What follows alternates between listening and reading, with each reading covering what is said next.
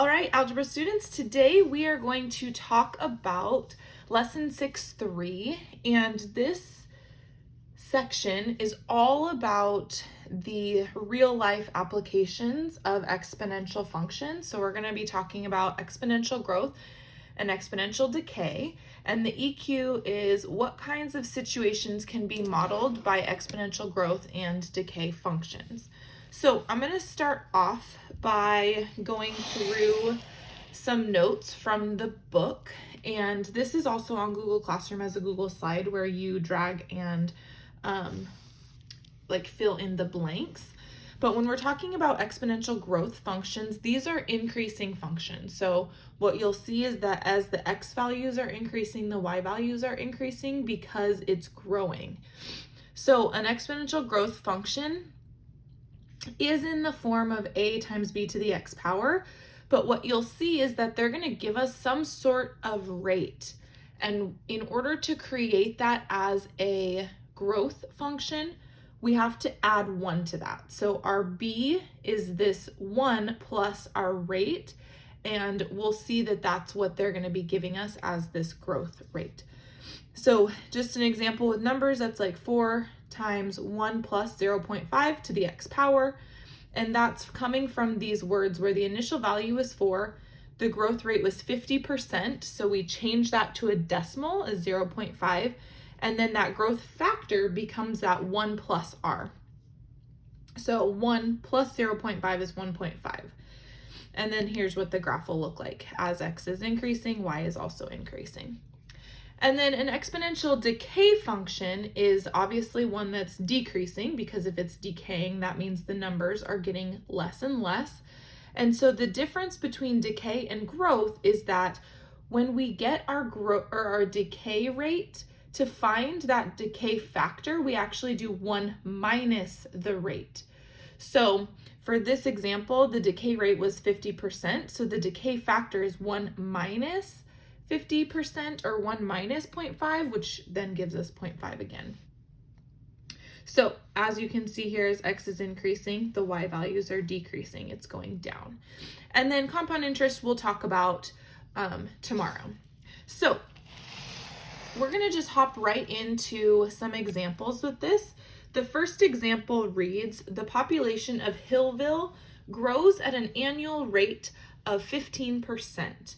They want to know, what will the estimated population of Hillville be in 5 years if the population right now is 5,000 people?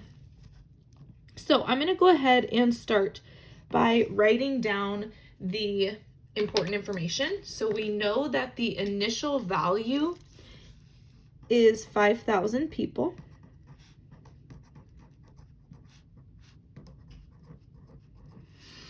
And we have this growth rate that they're telling us, which is 15%.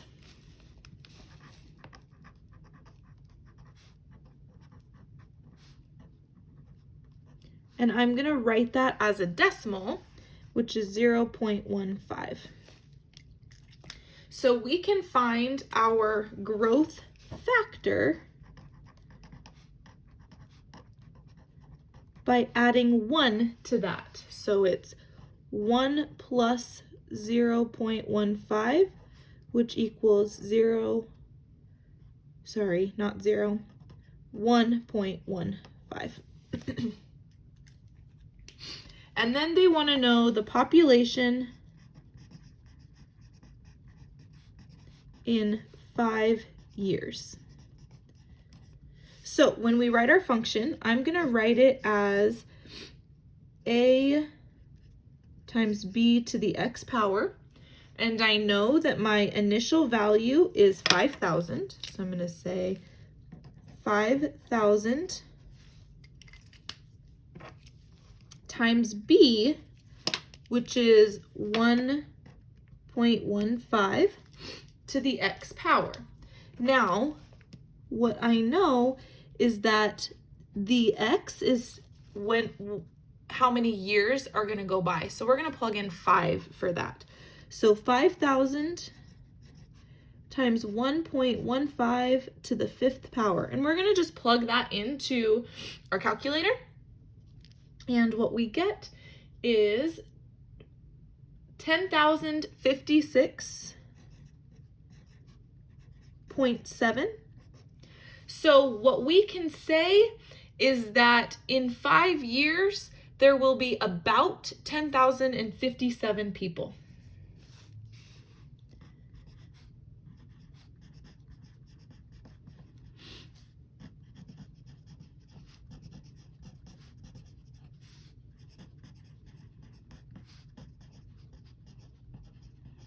Of course, these will not always be exact, but they are models that help us predict things that will happen.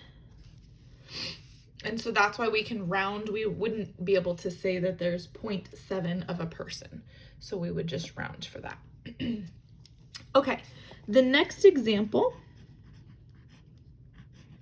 says a video is labeled a fan favorite if it receives at least 1,000 views per day.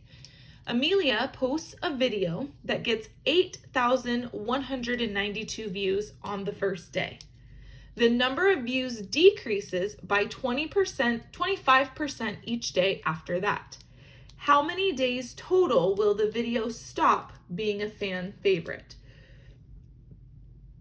So what we can do is use this same function, but this time the number of views is decreasing. And so that means we're going to use an exponential decay function. So our initial value is how many views she gets on one day, which is 8,192. And our decay rate is 25%. Which is 0.25 as a decimal.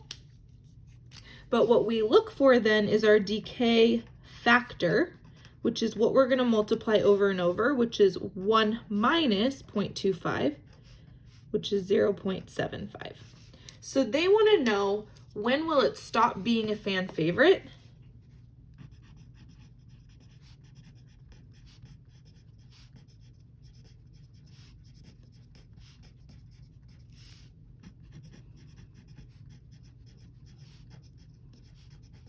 Or when will it get less than 1,000 views? So again, I'm going to use the same exponential function.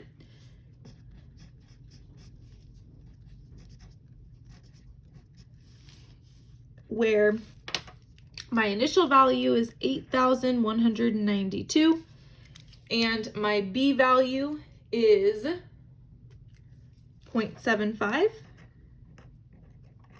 And that is going to be to the x power. Now, this time they're asking us, when will this be less than 1,000?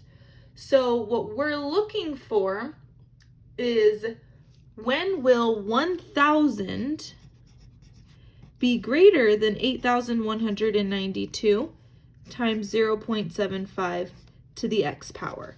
Now, what we can do is many things. We can just plug numbers in and guess and check. We could look at Desmos and determine when the graph gets below 1,000. And I'm going to just go ahead and guess and check. And I'm going to pick what I think is 8.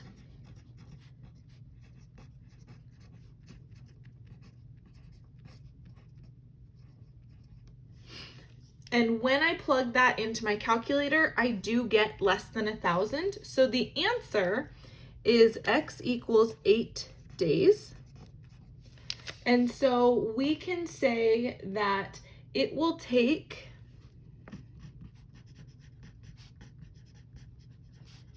8 days for the video to not be a fan favorite.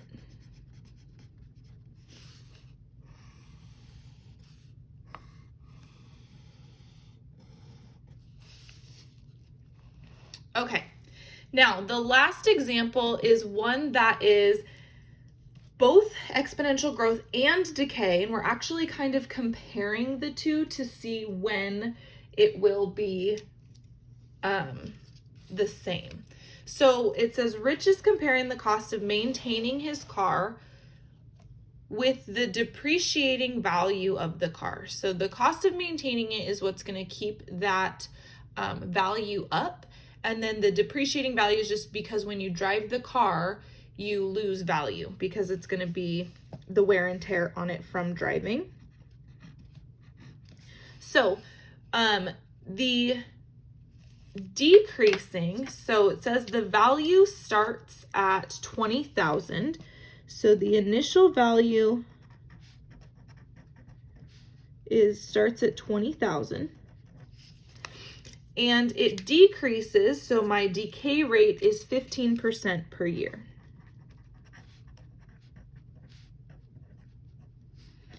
Or 0.15. So I can find that decay factor, which is 0.85.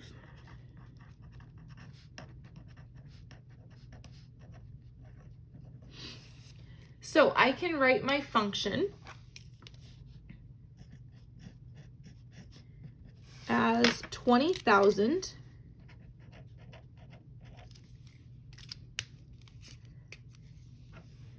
times 0.85 to the x power. And then I'm going to work on maintaining the car also, or Rich is going to. And so what happens is that in the initial value of that is $500. So he's going to spend $500 in the first year. And then the cost is going to increase at a rate of 28%. So the growth rate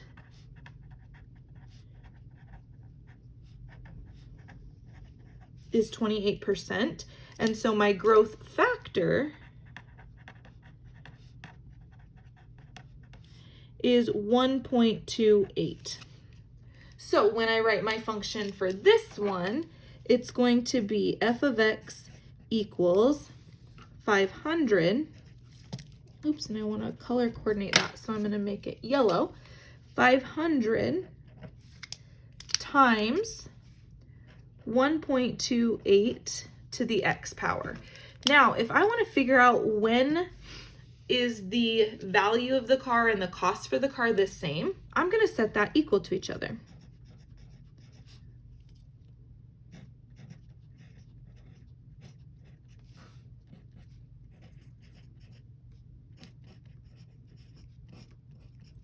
And try and solve that equation.